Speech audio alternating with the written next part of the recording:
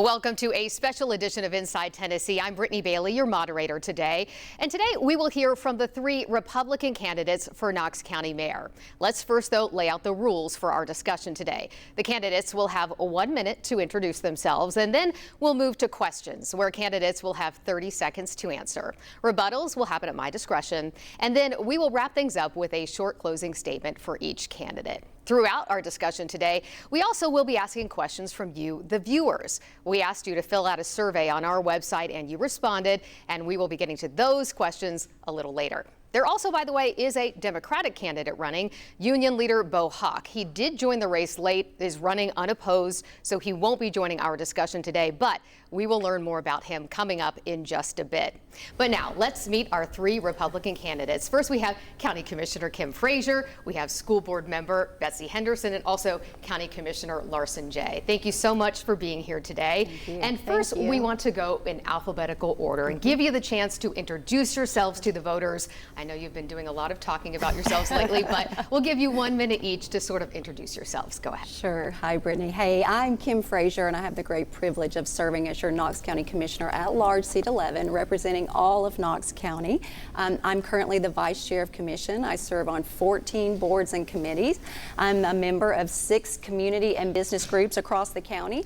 I grew up the daughter of 2 working-class Christian parents on a 120-acre farm and made Knox County my forever home a little over 30 years ago when I married my husband, Russ. So in that time that I've been here, I've worked as a healthcare executive. I've been an HR director for a global company, and I've owned a small business. The last 15 years I've spent really working alongside neighbors and county leaders to advocate and bring attention to the impact of growth and development on our communities.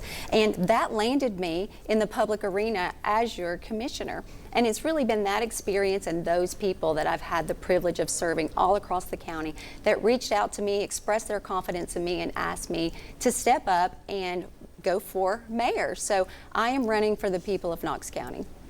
All right, thank you so much for that. Thanks. And now, Ms. Henderson. Yeah, thank you, Brittany. I'm excited for this opportunity. I was born and raised here in East Tennessee, so this is home to me and my family. I'm very proud of where I came from. I'm the daughter of 2 small business owners. My mom was born and raised here. My dad came here from Greece at the age of 16, and together they started opening up restaurants here in Knox County. So it's through my family's journey that I've learned the values of hard work, grit, and determination. And my husband and I was in D.C. working for Congressman Duncan, and my husband and I moved back 12 years ago to raise our family. So we choose to raise our 2 children here. I've served on the school board since 2020. I was elected during COVID, so that was a very pivotal time, and we really saw what leadership looked like during that time. And I'm excited about the opportunity to run for Knox County Mayor. We are at a crossroads here in Knox County, and we need strong conservative leaders to step up to make sure that we keep our taxes low, ensure smart growth, and protect what we love about living here in East Tennessee and Knox County. Thank you very much. And now on to you, Commissioner Jay. Thank you. There's no better time to serve than right now, and no more crucial time to step forward and lead than where we are in Knox County. We're growing fast, and our challenges ahead and the opportunities that are going to come with it really are going to require executive leadership experience to take the realm and really set the course for the next 10 to 20 years. I've been a 7th generation Tennessean, 2-time graduate of the University of Tennessee, 38 years of work experience, 20 years of executive leadership experience, and 8 years serving all 500,000 plus people as your Knox County Commissioner. So I have a clear vision, clear opportunity to set that path forward and step up and serve, and I'd love the opportunity to serve as everyone's next Knox County Mayor. Well, thank you all for that. So let's move on to some of the questions now. And the first one, as we go down the line, will be to you, Ms. Henderson. And one of the biggest challenges facing the county, as we know, when it comes to the finances, we're facing some challenges, looming debt challenges. So first I would like to ask, and I would love a yes or no clear answer to this, will you raise taxes? And if not, how would you then make up for the financial problems that we're seeing? Thank you so much, Brittany, for that question. I will absolutely not raise property taxes. The government has more than enough money to provide core services, good roads, good schools, safe neighborhood, and then just get government out of the way so families and businesses can truly thrive. You know, I believe that government should be good stewards of their money, of taxpayers' money, and make sure that we are fiscally responsible. So no, we do not need a tax increase. We need to be better stewards of our money. And I do want to have a quick follow-up question. Absolutely. So when I say, how will you do that if you don't raise taxes? Your answer is just be a better steward of the money? Be a better steward of our money, but also I have made a commitment to form a committee to go into the budget and really dive in from top to bottom and look at ways that we can cut spending and look for waste. We have done this at a school level and it's been very successful. And so I will have a committee of local business leaders and citizens to really dive into that budget and look, where can we cut back? You know, any large organization, there's always waste. Mayor Jacob has done a great job of our budget here, but large organizations, businesses, even families, we can always look for waste and ways to cut back. Commissioner Jay, your answer. The answer is we do not need to raise our tax rate from where we are today, but we can't keep lowering it to a point where we can't pay our bills and we can't provide the service that people in Knox County want. So the Knox County tax rate has been dropped 53% in the last 25 years. And most people don't realize that. We're now the 76th lowest tax rate in all of Tennessee, but we're the third largest and we're growing faster than ever. So it's not about raising the tax rate, it's about continuing to not lower it to a point where we can't pay our bills. We do have a fiscal crisis coming up in about 4 years. We're under the current model. We cannot pay our bonded debt and provide any more services to anyone across Knox County. And so that has to be managed with real executive leadership experience and somebody who's actually managed a budget, run a business with employees, and stood in the face of economic, downturns and challenges to chart a course ahead. So what we also have to do is think about our economy, because it's not just about taxes. You raise revenue by raising a great economy. We have a $32 billion GDP here in Knox County, and so it's a combination of finding the right model that works to provide the services, but also grow the economy to make sure your revenues always outpace your expenses. I do want to, again, press you in the same way. I didn't hear a clear yes or no there, and then how you would make up for it if you said no to raising taxes. No, we don't need to change our tax rate of $1.55. We don't need to increase it, but the state forces us every time we do a reappraisal to lower it. So it's continued to be lowered and lowered and lowered, and at some point, there's an inflection point where we are lowering our rates and our pricing that we charge for people. We only do 5 things in Knox County: education, safety, infrastructure, health and wellness, and economic development. And those 5 things come with a price. And so for 25 years, every politician has said, elect me, I'll never raise your taxes, but they continue to put a mountain of debt on everyone's back. And that point is coming really, really close to a critical junction. And we just can't do the same old politics anymore. We have to manage our way through it. So we don't need to raise it, but we don't need to cut it to a point where we can't pay our bills. And I think everybody understands that. You wouldn't do that in your household, and we won't do that in Knox County government. And finally to you, Commissioner Frazier. I know the public and you also want a straight answer, and there simply is not one, because there isn't a single solution to the challenges that we face. To Commissioner Jay's point, we don't need to reduce our tax rate any further. That's where we start. Then we take the discussion to the taxpayers. This solely depends on them. They get to determine our level of service. We are currently operating on decades-old levels of services. That means we are operating on yesterday's budget, yesterday's needs, yesterday's staff, and also yesterday's expectations of the public. We have to start there. We have to look to the people, to the taxpayers, and ask them, what do you expect from Knox County government? And then how do we get there? And so it's a very complex question, and it's a very complex answer, and you have to really understand the complexities of local government and everything that we have to consider when we look at our budgets, when we look at our finances. Mayor Jacobs and the administrations that have gone before him, they have been fiscally conservative, and it's going to take a fiscal discipline going forward as well. That's what we bring to the table. That's what I bring to the table, but I will take the question to the people, and I will let the taxpayers determine the path forward. And then just a quick follow-up to that. You said you will take the question to the people, but also you're going to be the one in charge. So do you have a plan for how to help? Well, the plan is when we come into Knox County government, we already do much of what the people are expecting us to do. We are fiscally conservative. We manage our budget. We have internal audits and assessments on a weekly, monthly, daily basis. Every month we are looking at our budget and our spending and making decisions that put community first. We put is this a community benefit? Can we afford to do this? We always put the people at the forefront of every decision we make. That's what we will do going forward. It will start with, the next administration is going to have a little bit of time where they're operating on the current administration's budget. That gives us time to get in there, do some internal assessments of policies, processes, partnerships, look for opportunities, and then take it out to the people. Go out into the people and tell them and share with them. These are our expenses. These are the revenues. This is how the state mandates that we have to allocate those revenues. Here's our debt. Here's what is coming. Here are the identified needs. That is always absent of this question. We have $1 billion of identified needs, and then talk about competing priorities, and then ask the taxpayer, what is important to you? And then we will identify our level of service. Well, thank you all so much. That was one question, believe it or not. We have much more to come, so stay with us. We will take a quick break, and when we come back, we're going to dig into the responses from a survey where we asked you, the viewers, to tell us what you feel are the most important issues to be addressed by the incoming mayor. Stay with us, everyone.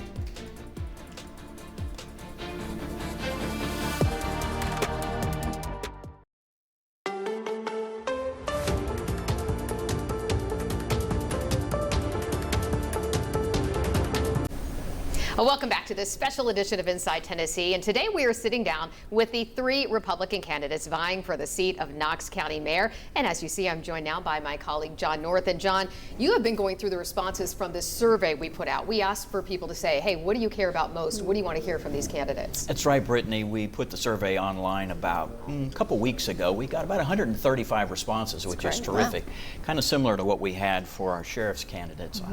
That you can also see that show online. So we're going to ask you some of those questions. You've probably heard some of these questions, but you may not have heard of some of these. Larson, we'll start with you. The question is, Tennessee lawmakers are fond of telling cities and counties what to do. Shouldn't local leaders know best what should be happening to their city and their county? What do you think about that? And is that something, that kind of pressure, would you resist that as mayor? Absolutely. It is. It's harder and harder to be a county, especially a growing one, with more and more mandates from the state and more restrictions put on us by the state. And so I've always been a long advocate of saying we need to govern ourselves. Now, there has to be a great relationship between our state leaders and our local leaders. We work together in all kinds of things, but constantly, taking more of our resources. We're a donor county by, several $100 million, and then not giving that back and putting more restrictions on us and putting more, handcuffs on us really makes it difficult. You elect local leaders for a reason. There are 11 county commissioners that are your board of directors. There are a CEO and a president, your mayor. These are your local representatives that should be able to govern locally, and that's how we should start every day, with what's best for us here, and then figure out how to work with the state. Kim? I really agree. I appreciate the work that our state delegation does and all of our legislators at the state level, but local government, we know what the people need and want best. As mayor, as a legislator, we are out into our communities. We hear from our constituents on a daily basis. They are talking to us about things that impact their daily lives, their quality of lives. They want to preserve the character of communities. They're worried about balancing growth and addressing our infrastructure. Those are things that we need to address at the local level. Now, in Knox County, we're a homeroom charter. So not only do we have to seek the scope of authority from the state with everything that we do, we have another layer, and it is our charter. And so we already have those layers of bureaucracy. So I don't think that we need to add anything else. Like I said, we know our county and we know our people. So let's keep the governing here in Knox County. Betsy? This is such a great question. This really goes back to the fact that local really does matter, because local affects your day-to-day. It affects your schools, your roads, your safe neighborhoods. I have a great working relationship with our state delegation, so I'm very appreciative of the work that they do. This is something that we have also dealt with on the school board level as well. We work very well with our state delegation, but also asked to have control local control over the decisions we make. But with that said, we have a great delegation. We are blessed to have a conservative delegation here. But it does really start at the local level and the folks that are elected locally. Next question is probably not one that will surprise you, but viewers are not happy with road conditions and what capacity we have on roads now. They're like, you all need to fix them. So that is something that will be coming up for whichever of you is elected. Kim, we'll start with you. How do you fix this problem? Sure. You know, this is one reason that I got into local politics and local government, is I was advocating on behalf of my community and the impact that growth and development was having on my daily life, my family, and my community, including our roads, the impact on our schools and other infrastructure. And so I really started showing up when it was about people and community and not politics or an election, and talking about these things and asking these questions. How are we proactively planning for growth? And that's what we do. We continue the work that we've started, and that was proactively planning for growth and coordinating infrastructure improvements. One thing I did when I came on commission immediately was pass a resolution so that commission could expect more from an applicant at the time of a zoning approval, meaning we want those improvements to happen when a project occurs. And that's what we continue to do. You know, we've updated our growth policy plan. We've created a comprehensive land use and transportation plan that includes addressing those road projects. And we just have to keep doing what we're doing. We address road projects with a multi-layered approach, meaning we use state and federal grants and funding. We use local taxes for road projects, and then we use designated funds and sometimes fund balances. We have to continue that approach, and that's what I'll do. You know, we now have several traffic mobility studies across the county that have prioritized our roads. For us, that has already been done, that work. We're looking at $1.6 billion of identified road projects, and we just have to continue the work that we're doing. And it started with updating our plans, planning for growth, and elevating our expectations and our regulations and our land use policies. Betsy, let's hear from you. You know, I think the answer is pretty simple, making it one of three priorities. You know, if everything is a priority, nothing is a priority. So focusing on our roads, focusing on schools, focusing on safe neighborhoods. We see the growth is outpacing our infrastructure and road needs.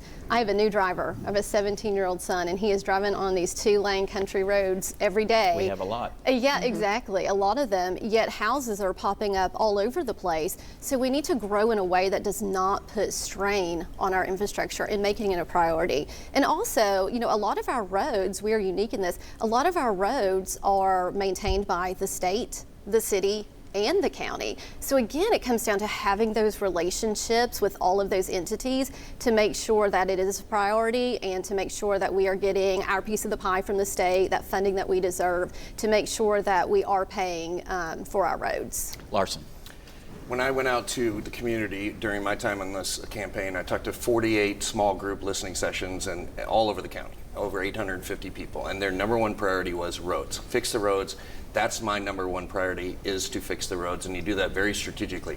Yes, it's about potholes and you know, structural things that happen every year. We go through a pothole season, we work through that, we patch, we continue to do it. But it's about starting with the infrastructure that's long overdue, and it starts right in your front yard. Half of our Knox County neighborhoods have not been repaved since they were installed. My first priority would be to start there on everyone's doorstep and double our paving budget and really get to the point where our neighborhoods are great first.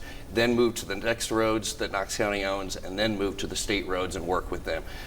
Infrastructure and road fixing is not just about potholes, but it's about widening lanes so you can have congestion easing, adding turn lanes, adding roundabouts, redesigning how schools work and car lines and how that goes out on the main arteries. And it's also going to the state and working with them to say, look, give us block grants to fix those state highways, deed the roads back over to us, let us fix them, and let us be your speedboats of infrastructure, because if you're going to wait for the state to do it, it could be 20, 30, 40 years. So I'm going to take a very proactive approach to fixing our roads, fixing our potholes, figuring out a way to ease congestion and do that right away, right in the first year.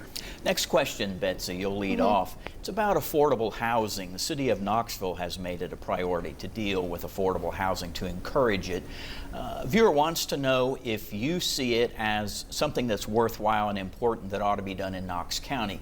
People tend to think about the city because it's a more urban setting, but do you see that as an issue for Knox County if you're elected mayor? I'll say I will say the city also likes to raise taxes a lot more than the county does as well. You know, when it comes to affordable housing, I think one piece that we forget to talk about is making sure that that next generation, that our young professionals are taken care of, making sure that they have opportunities here. And that comes down to high-paying, high-quality jobs and attracting businesses here to Knox County, so that way they have high salaries to make sure that they can compete here in Knox County. You know, we see housing rising all over the country, so it is an issue, but making sure that the next generation has those opportunities, I think is part of the discussion that we need to start talking about. Larson? Affordability is everybody's top of mind right now, and especially as things happen on a national level, on an international level. But here in town, housing is the #1 pinch point for people that are looking to move here, looking to buy their first house here. Just this week, I went through and went to a presentation about the housing report, and they said 70% of our households people cannot afford the median price house, which has doubled in the last 5 or 6 years. And what we've seen is more restrictive policies in other areas of East Tennessee, which has driven the prices up higher.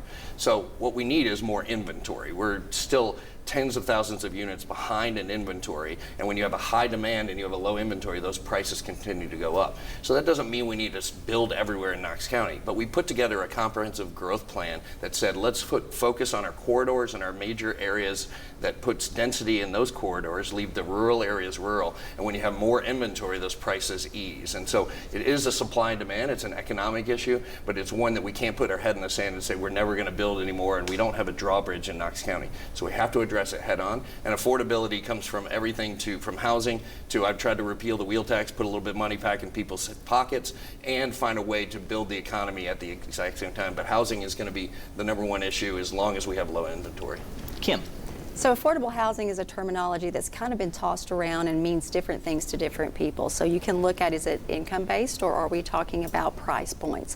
And so when it comes to price points, yes, affordability is an issue. I have 2 young sons, they're both at the University of Tennessee. When we talk about this, they're worried about wanting to stay in the community that they grew up. Sure. They love it here. They want to be able to afford a home. We hear this a lot from young professionals, also from our aging population who wants to downsize, looking for smaller homes. And so we continue to do what we're doing. We've already started this work by looking at our growth. Where can we grow? Where can we support the infrastructure? I look at all housing through the lens of zoning.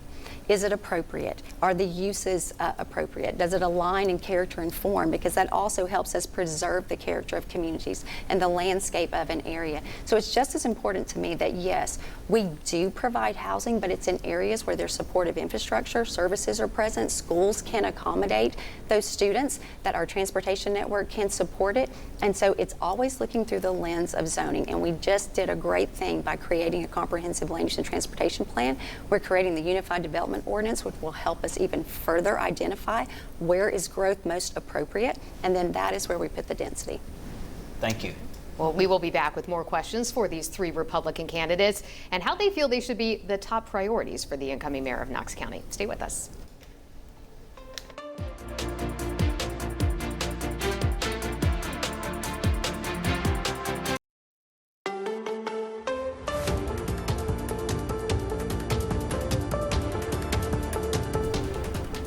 Well, you have been hearing from Republican candidates for county mayor, but there also is a Democrat running unopposed in the May 5th primary. Labor union leader Beau Hawk will automatically make the August ballot, where then he will face the winner of the Republican primary. And as Olivia Degg reports, Hawk says he hopes to bring people together on an issue he thinks everyone can agree on: the rising cost of living in Knox County. Unlike the candidates on the other side of the ballot, Beau Hawk isn't an experienced politician. If you want an advocate for working families who actually understands the kind of issues that you're dealing with, I'd really appreciate your vote. In an interview this month with 10 News anchor Robin Wilhoit, Hawk says he fights for the working class as a union leader. The president of the Knoxville Oak Ridge Central Labor Council says he needed convincing to run. What drew you into this race? You know, it's no secret that I was asked to run, and my immediate response was, no way. You know? Okay. He was pushed by the county's Democratic leader, DeMonica Bryan, and former county mayoral candidate and current Knoxville City Councilwoman, Debbie Helsley. Hawk is campaigning on affordable housing. He's against school vouchers and wants to beef up transportation and infrastructure. He says conversations are informing his platform. I do hear a little bit about, you know, a desire for more transparency in the county government. He admits he's not an expert on the county's billion-dollar budget. I feel like it would be irresponsible for me to speak on it without sitting down with the finance team. Where do you stand on raising taxes? I think with how much people are struggling in the county, raising taxes should never be our first choice. A Democrat hasn't had the seat since Tommy Shumpert was executive in 2002. It's exciting. I think that there is more of a possibility of it happening than people kind of think. Hawk feels listening to his constituents is the key to win voters. It's when you have a regular conversation with somebody and, you know, really talk about the issues that are affecting them day to day, you can get a lot farther than you think you can. Well, stay with us. After the break, we are talking more with the Republican candidates for Knox County Mayor to get their thoughts on some hot button topics that could impact you, the voters.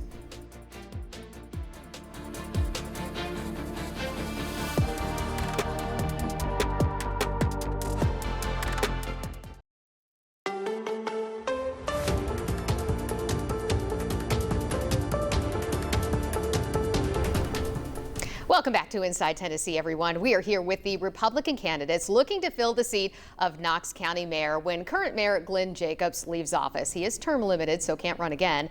I'm Brittany Bailey, your moderator for today, and we will begin this half hour with some questions for each candidate once again, starting this time with Commissioner Larson J. I want to know if you support the partnership with 287G, with ICE and the Sheriff's Office. Do you support that partnership? Do you think it's been effective? And are there any downsides? Yeah, I have been a proponent of it and a supporter of it for many, many years. We've had that program in place long before this was sort of a hot button issue.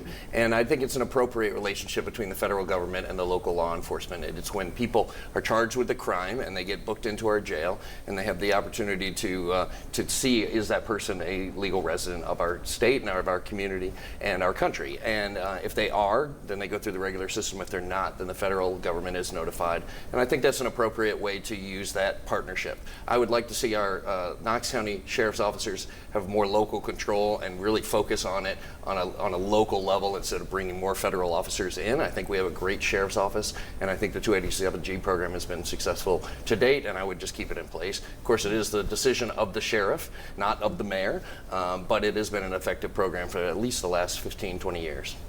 And Commissioner Frazier, your thoughts on 287G? Yes, so 287G, of course, is the federal agreement between the federal government and their local law enforcement. And I have always been a proponent and supporter as well. I truly believe that, you know, we have to address this issue. It is important. And as a local official, as a commissioner, and as a mayor, it's our responsibility to make sure that we ensure public safety and that we follow the law. Other than that, we support our local sheriff's office and hopefully provide them with the resources that they need to carry out those functions. And I think it's important. I do. And I've really been pleased to hear from a lot of our sheriff's candidates that they are interested in bringing some of that control back locally through a more of a task force model. And I would absolutely work with the sheriff. It's part of collaboration and support. I would absolutely support if they needed to expand the program. Of course, that takes manpower and resources. We would have to have that conversation. But it's all about public safety at the end of the day, and that is our priority. And you, Ms. Henderson. Brittany, thank you so much for this question. You know, the safety of our families and neighborhoods is a high priority of mine, and I absolutely support this program and also would like to see it expanded. I do address this in my Crossroads plan, which is a plan that I have put forth, which is a conservative blueprint for the future of Knox County and a vision for Knox County. So I absolutely support this and would like to see the program expanded. Now I have another question that could be an interesting one for everyone. We're going to start with you, Commissioner Frazier. Okay. All of you hold public office, whether it be on the school board or on the commission. Yes. I would love for you to rate each other on how everyone is doing in his or her role. First question goes to you. Well, that is a little bit of an awkward question. You know, I truly respect and appreciate anyone who's willing to, one, run for office, and two, to serve. It is a huge commitment, and I think both individuals sitting here, they have really dedicated their life and their work to serving the public. And so I would give them both high scores. You know, I think that with any elected official, you're going to support many of their decisions and you're going to disagree with many of their decisions. It's the same with Mrs. Henderson and also Commissioner Jay. I have been in favor and support of some of the decisions they've made, and then others I have not. And I think that's just the name of the game. And so I do give them really good marks. And you know, we've got some great leaders in Knox County, and I think there are two of them. All right, and Ms. Henderson. Yeah, that's a great question. It's an interesting one. You know, I have to echo Commissioner Frazier. I applaud anybody who steps into this arena. It is not easy work. You do not make everybody happy all of the time. But, you know, people that step into this arena, that choose to be a public servant, take the arrows for families and community members. And both of my opponents have done that on County Commission. And so it's hard to step into this role. So I commend both of them for the work that they've done. And then finally, Commissioner Jay. I don't think I'd have much more to add to that other than, look, we all serve the public. I have 500,000 bosses that I report to every day, as well as Commissioner Frazier. And whether you were serving on the school board, whether you're serving in an elected office, it takes a lot to step up and offer yourself to try to solve big problems. And so I commend both of my opponents here and everybody that serves in office, because it is usually a very thankless job, but it's very rewarding, and we all take it very seriously. And I wish the public would realize that just because you might disagree with something, you don't have to be disagreeable. And usually when we sit down like other elected officials and work through things, the community gets better. Leadership is tough, but it's important. And I think we've all had an opportunity to step into really important roles for the county. And obviously we're here applying for the next job of county mayor. Well, let's talk about another hot topic in the community, and that's the issue of homelessness. We have a very large unhoused community, not only in the county, but in the city. So how would you try to help the folks who need the help, and how would you work with the city to do that? I believe we are on. Yeah, I think I'm up next. You know, this is a growing issue in the city, but we also see it in the county as well. And I think a big part of it is that mental health piece. When they closed Lakeshore, we really did lose a lot of beds for people that really did need them. So I think it's working with the state to make sure that we have a facility here that can help in that mental health capacity. I know that, you know, a space like that would help regionally as well, but this is a problem. And it is also working with our sheriff's office as well and make sure that it's a priority for them. I do believe it is for the candidates that are running for sheriff. So, you know, working well with our sheriff and making sure that we address that mental health piece as well. Housing affordability usually starts with, you know, that's where homelessness starts to begin. And what we've seen is a lot of people in our community are homeless because of crisis, because of, you know, issues in their lives that they're going through.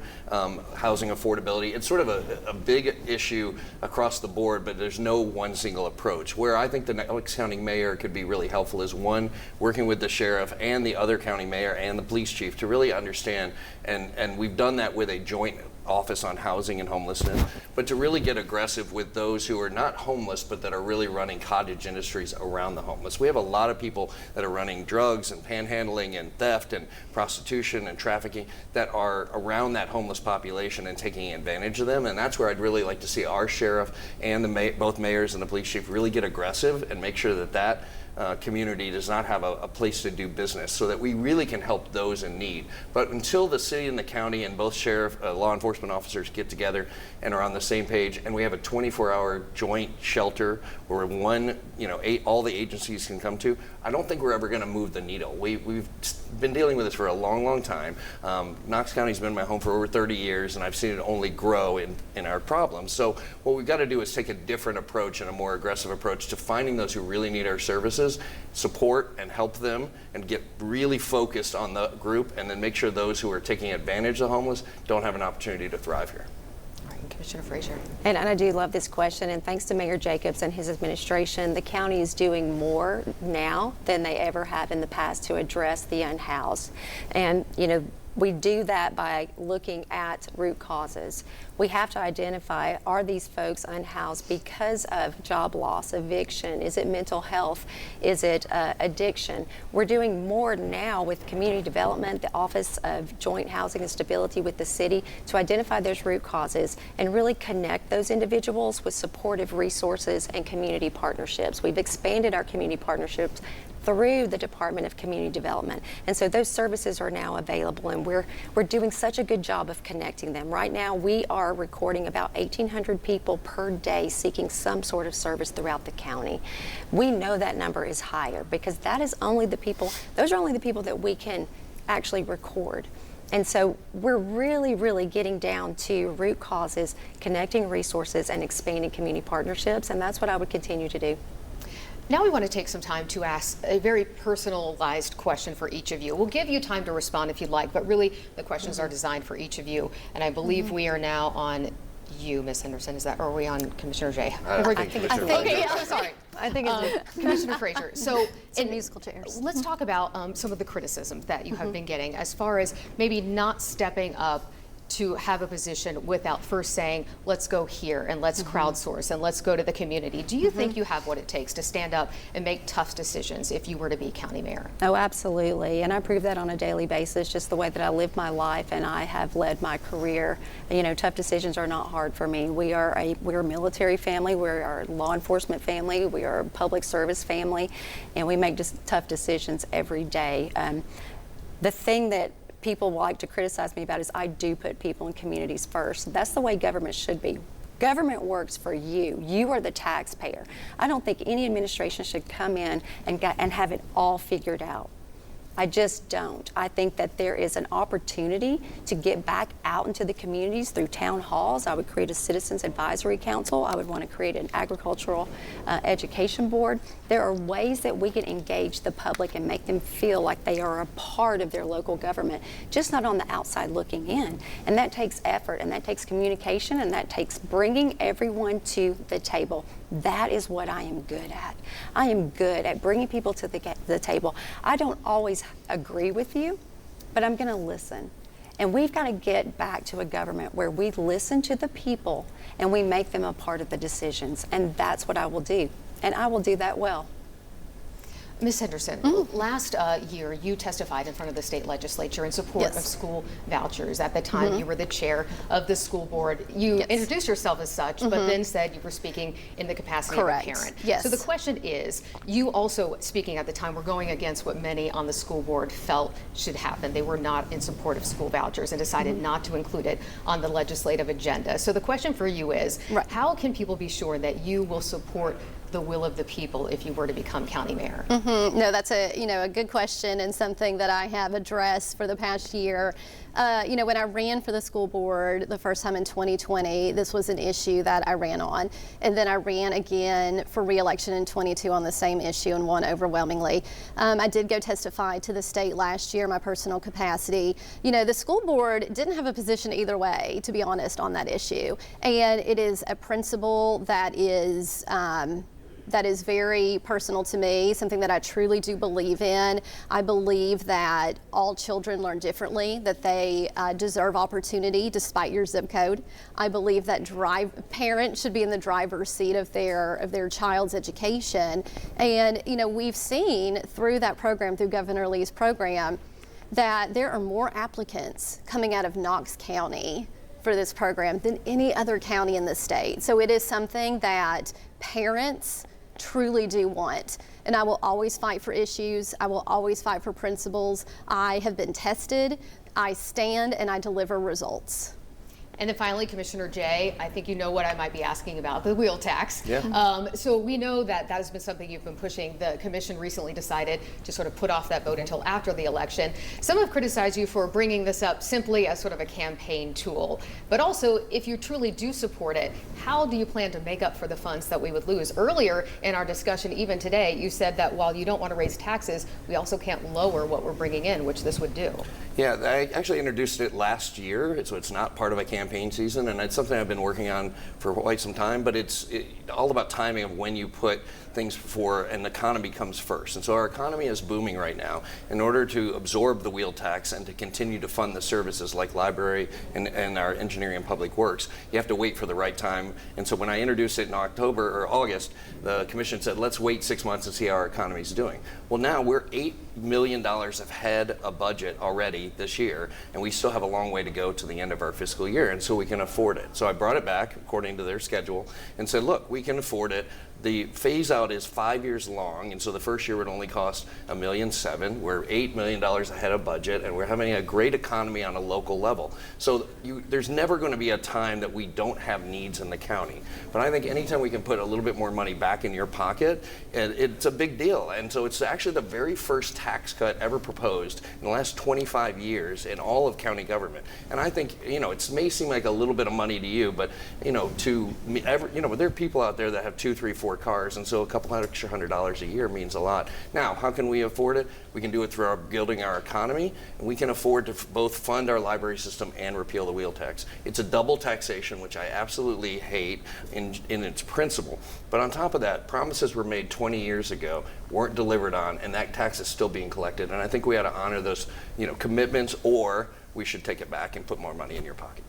Well, thank all of you for answering those questions. We have one more segment to come after this, so stay with us. We're going to talk more with the candidates and also hear their closing statements, and we'll bring back in my colleague, John North. Stay with us, everyone.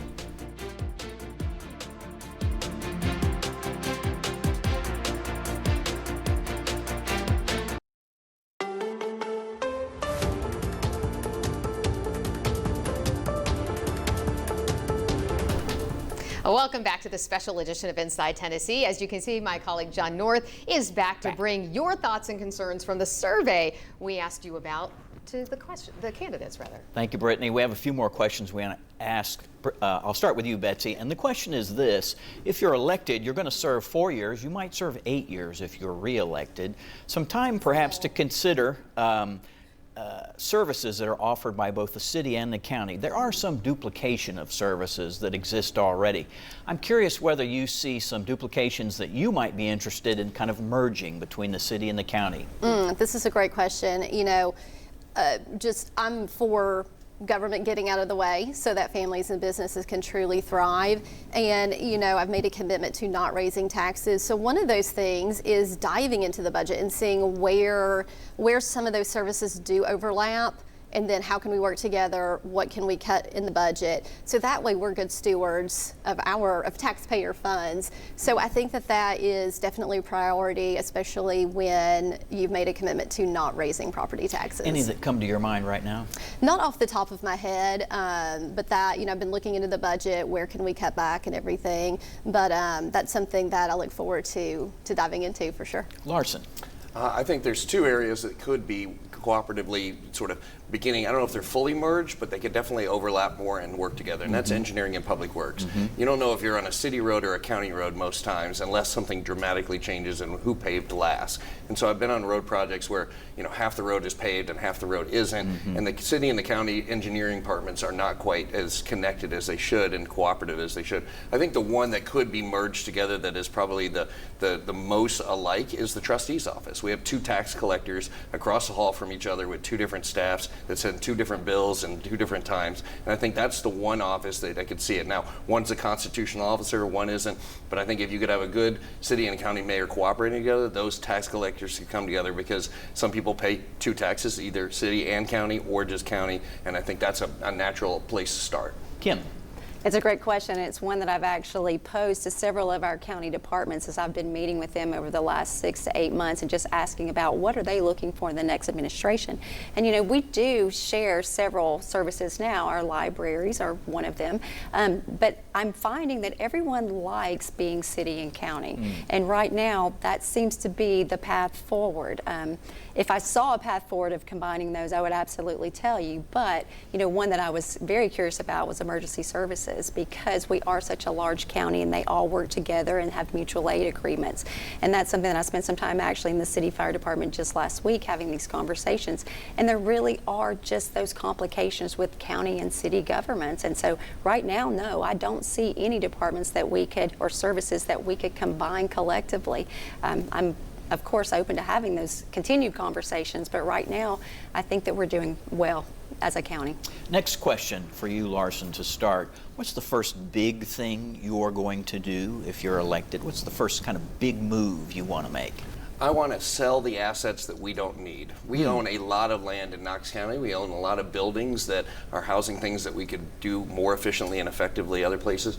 When we can sell the real estate that we don't need to operate our 5 core services, we can reduce our overhead, we can reduce our maintenance, we can reduce our liability and our insurance, and we can put money in the bank. And so I don't think people realize how much land we own. There was a model long ago of buying a bunch of land, building a bunch of business parks, having buildings that were decommissioned like Central North and other things that we've just occupied. And I'd like to see that put back in the private sector. So in that very first year, what I'd like to do is get really aggressive with, here are the things that we don't need to provide those core services. Let's get them back on the private market. I'm a big believer in the private sector. Let the economy drive it, and let's skinny down our costs and put money in the bank. Kim.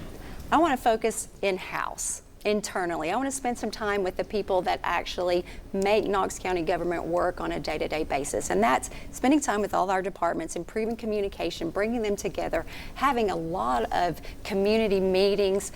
That's where I would start. You know, we always talk about that people are our greatest assets. I want to show Knox County employees they are our greatest assets. So I want to start internally, working with them, improving their work environment, because what that does, it improves efficiency, and it, at the end of the day, it helps the community and really improve our public services, which helps everybody across the county. Betsy. Yeah, John, thank you so much for this question. You know, families today are really struggling. They are stretched thin. Things are very expensive at the grocery store, at the gas pump, every day. And so I'm looking forward to really diving into that budget, forming that committee that's going to dig in from top to bottom and look at ways that we can cut waste and cut spending and make sure that we don't ask families for another dime and just get government out of the way of their lives so they can truly thrive in this community. Last question for the three of you. Kim, I think we'll start with you. And that is, our viewers are very interested in transparency. Yes. And they want to have assurance that they know what you're doing under your leadership. So they're interested in any specifics you might offer about how you are going to be transparent and they can see what you are up to. I would continue the work that I'm doing as a county commissioner, and I am out in the communities, and I want to bring back town halls. I want to get out into every community across this county. We have such great, unique, wonderful communities who have different expectations and needs of our local government. I want to bring government to them. I also want to create a Citizens Advisory Council. These are people that I will work with commission to identify. Our community leaders are people who can give us those day-to-day, week-to-week touch points with what's going on in the districts and communities. That's what I will bring to the table, and I think it's a great idea. Thank you, Betsy. You know, this is a really important question because government should be transparent because government serves the people, not the other way around. And so, you know, one thing that I've been doing since I was elected and before I was elected to the school board is I have community chats all over the community. I meet people where they are, whether that's their homes, a coffee shop, in their community, and I will continue those as well because we really have to listen to the people. You know, intentional community input is very important and making sure that government is working for them. So being out in the community, I always say half of Knox County has my cell phone number, and they use it because they know that I deliver results. Larson. I would actually enhance our communications to be more transparent.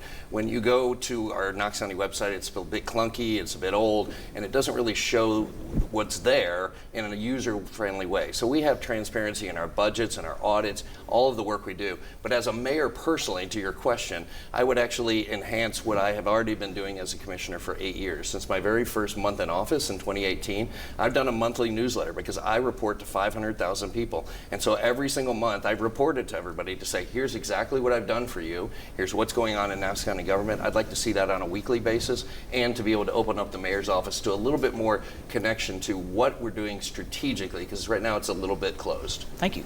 And now it's time for our closing statements. Each of you will have 30 seconds, and we begin with you, Ms. Henderson. You know, when government gets out of the way, families and businesses truly thrive. And my promise to you is this: I will always put the needs of your family first. I'm a conservative leader. I have stood up. I have been tested. I've delivered results, and I will continue to lead with conservative values and courage.